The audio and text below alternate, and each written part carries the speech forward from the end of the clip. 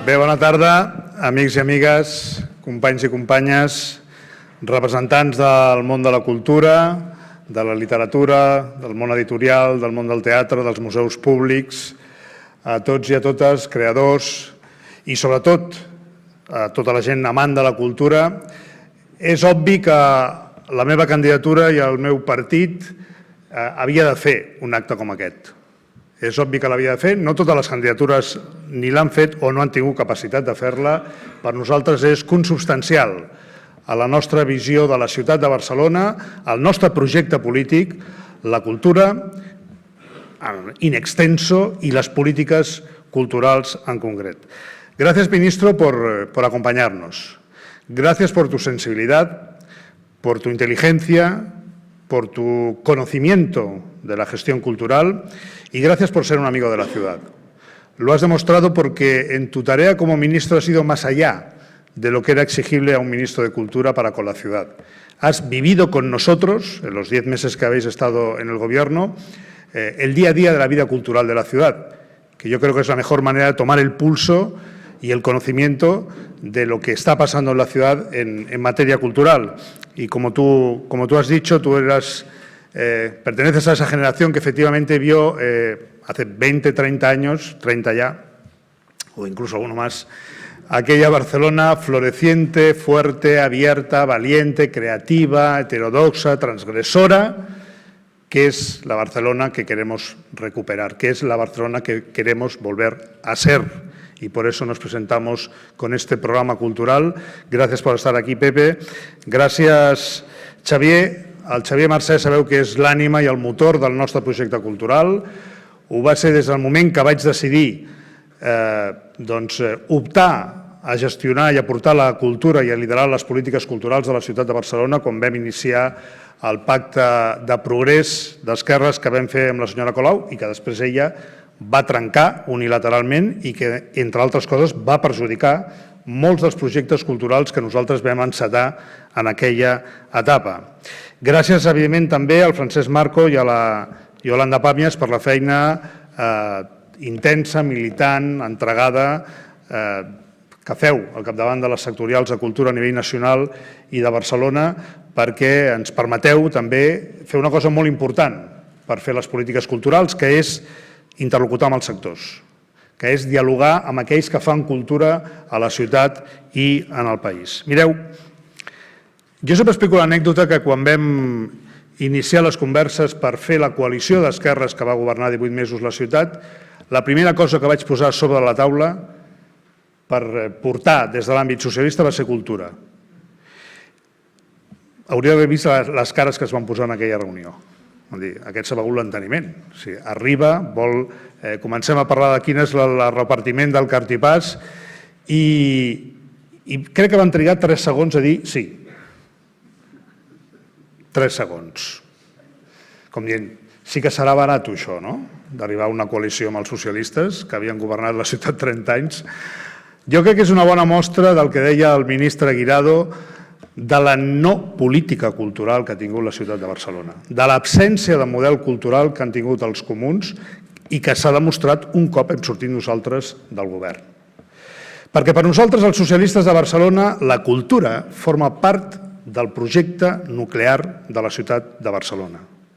Perquè dels 5 eixos bàsics que té la meva proposta per la ciutat i per la visió de futur que tinc per la ciutat, la ciutat metropolitana, la cohesió social, la ciutat metropolitana, la lluita contra el canvi climàtic, la cultura és un dels eixos fonamentals de la meva visió de la ciutat. No és una política derivada sectorial, no, és troncal, és central. Per què? Perquè la ciutat és cultura, perquè la visió de la ciutat és cultural, perquè l'ADN de la ciutat és cultural, perquè la cohesió social en una ciutat com Barcelona s'adquireix i es consolida a partir de la cultura, perquè la nostra identitat, la nostra singularitat, amb allò que ens volem reflectir en el món, és la cultura. I, per tant, forma part, com us deia, d'aquest relat de ciutat que està cimentat sobre les bases culturals. Jo soc incapaç d'imaginar-me la ciutat del 2030 una ciutat inclusiva, que progressa, justa, progressista, sense que no tingui a la cultura a la seva centralitat, sense que no, com deia el ministre, la cultura no formi part del nucli dur de la visió de la ciutat. Perquè, efectivament, en aquest món global de grans distribuïdores, de majors, a tots els nivells, a nivell audiovisual, editorial, el que singularitzarà la nostra proposta cultural és justament la creació local. És tenir la capacitat d'atraure el talent de tot el món. Jo quan parlo de creació local no només parlo dels creadors barcelonins o catalans, parlo de tots aquells que volen venir a crear a la ciutat, que volen aprofitar un entorn positiu, heterodoxe, plural, vibrant, per fer cultura i per fer creació. Però la cultura també necessita temps. La cultura també és una política a mig i llarg termini. És una política que requereix també de planificació i és una de les coses que vaig aprendre com a tinent d'alcalde de Cultura, que necessita temps, que necessita estabilitat, que no és bona companya de les improvisacions i que ens cal al capdavant del govern de la ciutat algú amb les idees clares, amb la persistència, amb la sensibilitat per la matèria cultural.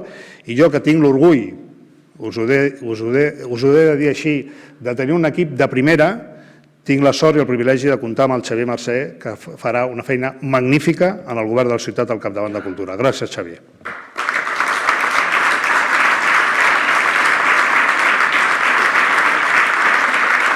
Perquè, efectivament, jo veig les altres candidatures i els altres candidats i em costa trobar qui portarà la cultura. No sé vosaltres si heu fet l'exercici de comparar candidatures i costa, amb algunes sí, però en la immensa majoria costa de trobar algú que porti cultura, algú que porti esports, algú que sàpiga d'urbanisme, algú que sàpiga de gestió pública, algú que sàpiga de seguretat, costa molt, bastant tot en aquestes eleccions amb candidatures que s'han anat improvisant sobre la marxa, en fi, amb aportacions diverses. La nostra no només és una candidatura transversal, no només de veritat, no de paraules, sinó transversal de veritat. La nostra no només és una candidatura sòlida, és una candidatura que té experiència de govern, que té idees fresques, però que sap com s'han de fer les polítiques i sap com s'ha de governar una ciutat.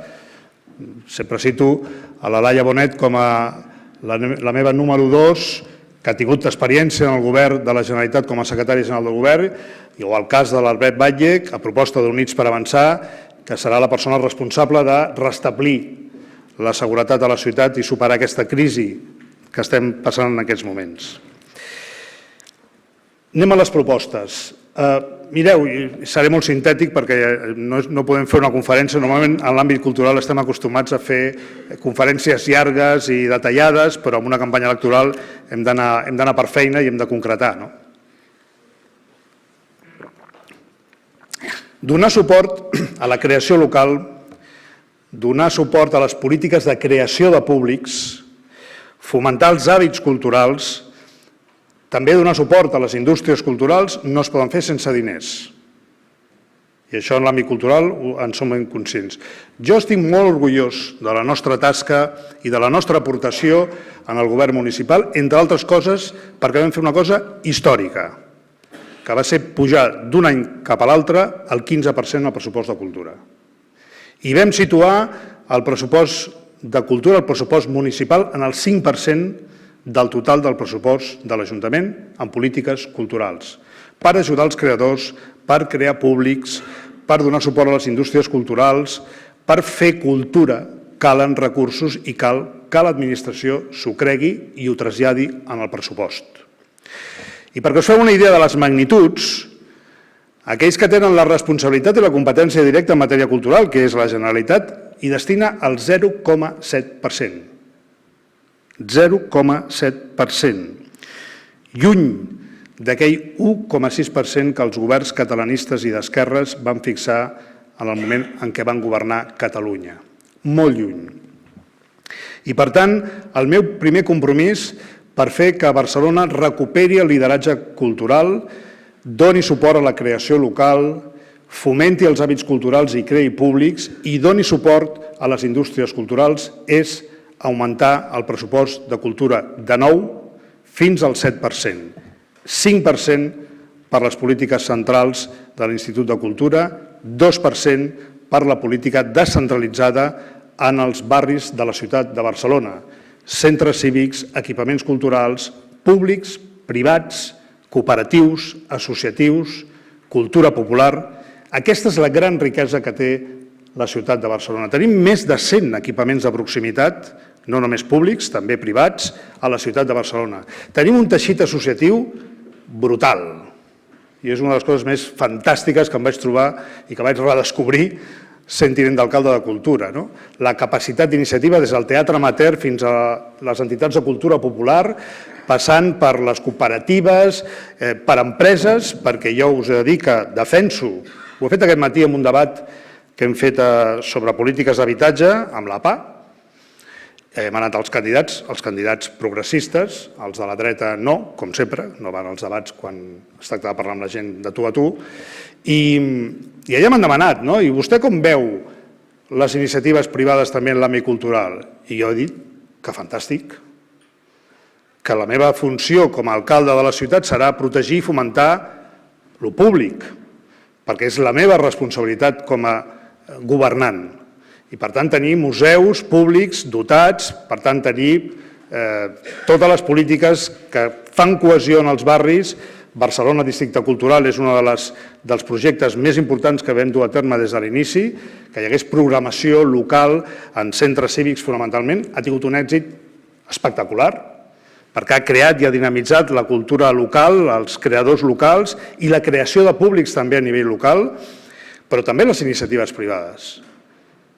L'eslògan meu seria que florezcan mil flores en matèria cultural a Barcelona. I si hi ha fundacions, entitats, empreses que volen ajudar i cooperar en la creació de cultura, amb el foment de la cultura, benvinguda sigui. Que florezcan mil flores en matèria cultural. Però, efectivament, és molt important la cultura de proximitat. És el gran valor afegit que ha tingut les polítiques culturals de l'Ajuntament de Barcelona. Jo també estic molt orgullós i continuarem en aquesta línia del foment de la creació local a nivell de barris i de districtes a partir del Barcelona Districte Cultural, que ha tingut molt d'èxit. També en la línia de l'accessibilitat. És veritat que els hàbits culturals han canviat profundament des de la irrupció de les noves tecnologies. El que en els primers anys de la democràcia era un dret democràtic que les administracions públiques progressistes obríssim la cultura a tots els públics, independentment de l'origen social o del nivell cultural, això encara és una assignatura pendent. És veritat que internet permet l'accessibilitat a tots els nivells, però nosaltres necessitem, perquè funcioni el sistema cultural a la ciutat, crear públics. I per crear públics s'ha de crear hàbits culturals, foment de la lectura, teatre als barris i de proximitat, els festivals de música, en fi, tot allò que suposa que l'hàbit d'estar, de participar en la cultura, és el que de veritat garanteix que el sistema cultural funcioni a la ciutat. Si la gent no va al teatre, si la gent no llegeix, si la gent no va al cinema, si la gent local no va als museus, i això ens passa, als museus de la ciutat, doncs tenim un problema. En aquests moments els museus públics de la ciutat depenen, afortunadament, en gran mesura del turisme. Hem de fer programacions que atraiguin el públic local i que també ens projectin a nivell internacional com una ciutat de referència a nivell global en matèria cultural. I per això calen diners. I s'han de posar diners. I a banda, com us he dit, de la necessitat d'augmentar el pressupost fins al 7%, doncs ho vam començar a fer quan vam estar al govern. El foment, diguem-ne, de la iniciativa privada i de la col·laboració privada serà una de les línies que també seguirem. Suport als creadors, molt important. Ho ha dit el Xavier a la seva intervenció, la precarietat a la qual viuen els nostres creadors és insuportable. Perquè manca un teixit productiu, industrial, d'indústries culturals sòlid, perquè manquen recursos per la professionalització dels nostres creadors i l'Ajuntament, en la mesura de les seves possibilitats, els ha d'acompanyar. Els ha d'acompanyar amb un programa estable de beques per creadors, perquè estabilitzin la seva activitat durant un període, un any, 2 anys, i que aquestes beques serveixin per, com a mínim, tenir un període de formació, d'adaptació i que es pugui dedicar en exclusiva a una activitat creativa i faciliti la seva professionalització i la seva estabilitat. Ho hem dit també, aquest fons econòmic, amb els recursos de la taxa turística nosaltres vam fer coses extraordinàries. Vam acordar pujar la participació de l'Ajuntament en la taxa turística, vam arribar al 50% i vam fer 3 coses. 2 coses, bàsicament. Dedicar el 50%, hi havia moltes discussions dins del govern, us ho podeu imaginar, dedicar el 50% de la taxa turística a cultura.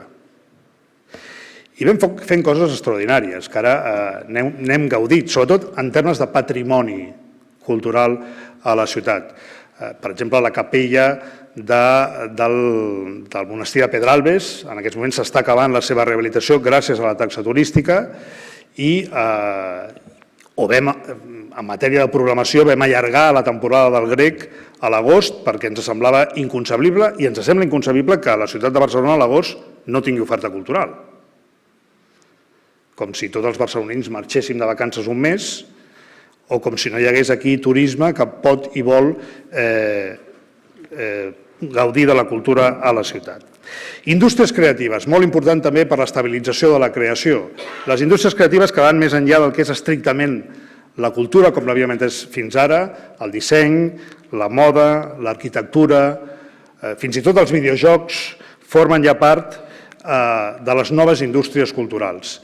Jo m'imagino i vaig començar a treballar amb la línia de que la zona de Glòries, l'àrea Glòries, com la gran entrada del districte de la innovació i la creació, que és el 22 @ tingués el seu epicentre, el seu quilòmetre zero de les indústries creatives en el The Hub. I allà vam començar a impulsar una taula molt interessant entre les grans indústries, editorials especialment i audiovisuals que hi ha a Barcelona, fins als petits tallers que hi ha al Poble Nou, o les petites sales d'exposició que hi ha al Poble Nou, i crear i organitzar aquell ecosistema creatiu tan potent que té la ciutat de Barcelona i donar un sentit i un concepte al que ha de ser les glòries del futur, que per mi van vinculades directament a les indústries creatives i a la cultura.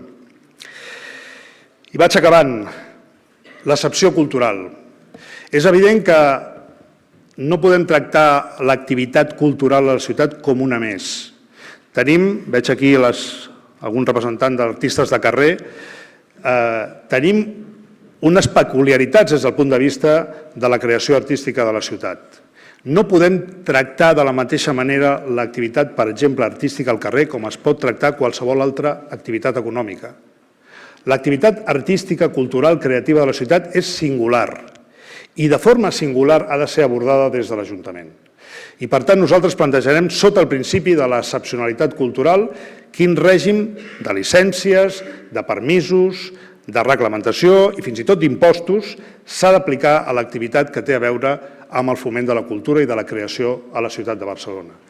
Em ve al cap ara una de les mesures també que vam fer des del punt de vista d'excepció de l'IBI, per exemple, de les petites llibreries de la ciutat.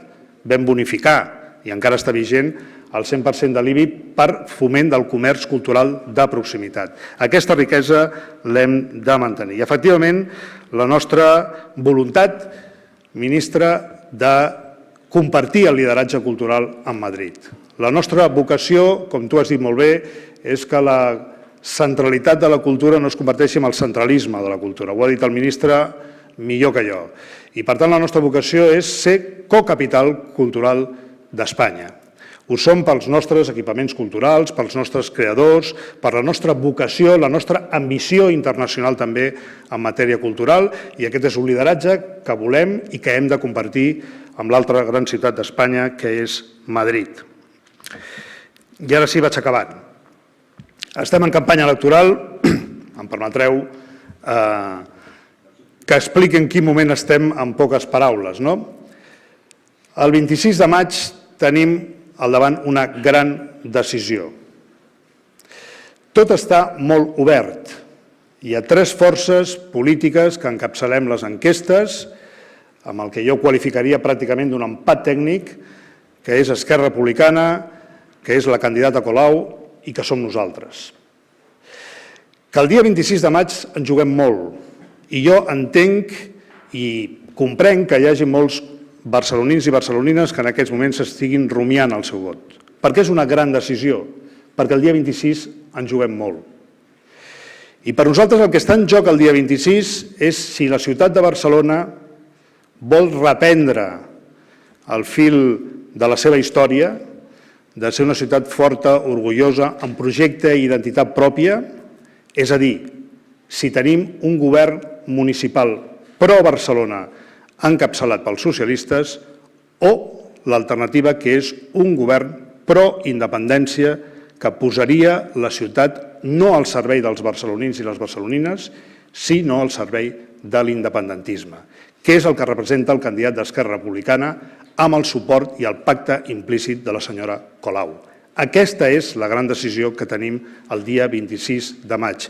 Per tant, és molt normal i molt comprensible que hi hagi molta gent que s'estigui rumiant el seu vot. I jo apel·lo als votants progressistes de Barcelona, que s'estimen la ciutat, que són patriotes de Barcelona i que volen un govern pro-Barcelona, perquè no cometin l'error que crec que es pot cometre. Perquè ara mateix m'acaben d'explicar que és possible que hi hagi un cara a cara entre la senyora Colau i el senyor Maragall. Doncs jo vull dir una cosa molt clara.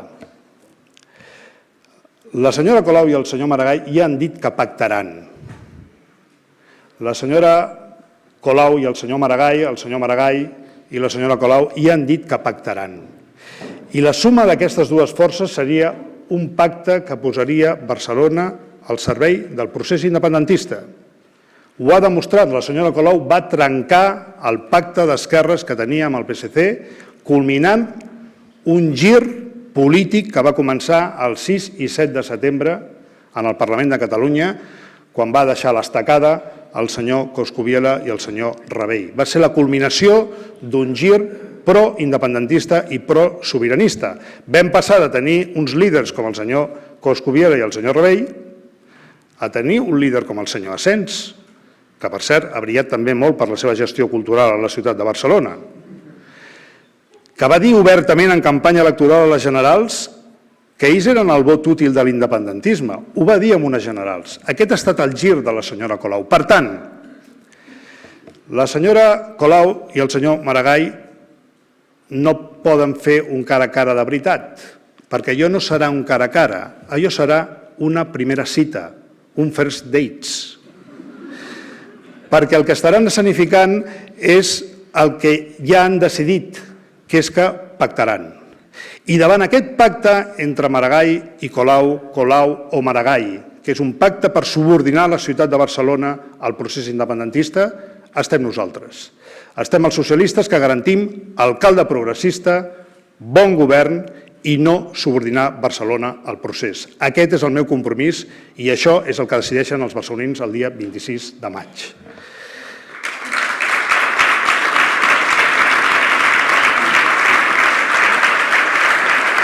Perquè, clar,